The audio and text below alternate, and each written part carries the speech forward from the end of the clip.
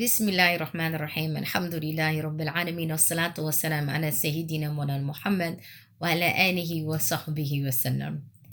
This is a brief reminder of what do we do when Ramadan has begun to wear us out, when the long days of fasting and the long nights of standing in prayer have begun to just make our bodies tired and weak. There are a couple of things. The first thing is we recognize the month of fasting has two beautiful acts of worship. One of them is worship of action, and one of them is worship of non-action. Fasting literally means to abstain.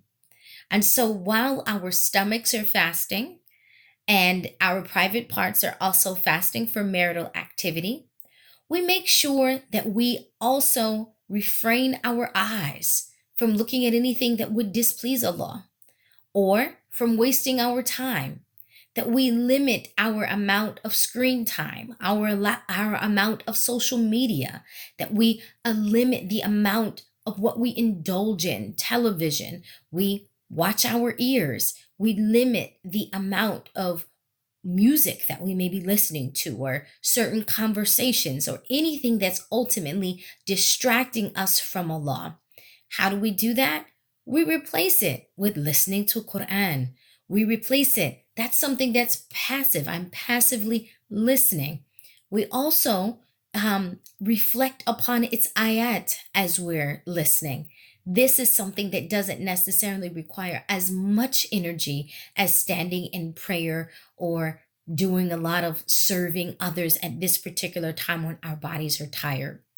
The other aspect is that, subhanAllah, there are places that we may be staying away from going, or company of people that we may be staying away from being in their company.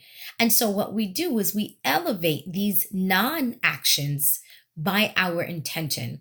Say, Ya Allah, I'm staying away from this place or these people in order to protect my heart, in order to rein in my nafs, in order to train my ego. Ya Allah, I'm doing these non acts in order to connect my heart to you. So that's one aspect that will actually help us. The other thing is, it's a great opportunity for us to reflect upon our true state. That when we're tired and we're irritable, we're able to really reflect on what are our deficiencies in our character, in our spirituality, and in our worship. We're able then to recognize our irritability, our anger, our impatience, the struggles we're having with our nafs, being lazy, and so we're able to really speak to Allah honestly from an honest place about where we are in our spiritual development, where we are in our relationship with Him. And so this is a great time to cry out to Allah to help you. The other thing is you recognize now is the time to really search for the wisdom and the meaning of things, because it's important that we don't just start to do things like zombies or, just rituals that don't have meaning. But now, instead of just reading page after page after page, we can reflect deeply on the small amount that we are reading, asking Allah to give us the wisdom and the light from the meaning of the ayats of the Quran that are on those pages. Now is the time that maybe we sit and listen to certain lectures of sheikhs and teachers that we enjoy. The other thing about this time is to make sure that we're using it as an opportunity to really fall in love with Allah. Contemplate His creation. Contemplate the grandeur of His creation, the beauty that He has made. And this is the opportunity for our hearts to become grateful. We go back to those ayat that Allah subhanahu wa ta'ala reminded us in the days leading up to Ramadan. Bismillahir Rahmanir Rahim. Ya ayyuhalladhina amanu كتب عليكم صيام كما كتب على الذين من قبلكم لعلكم تتقون. That fasting is prescribed for you, as it was prescribed for those before you, perchance you may gain taqwa.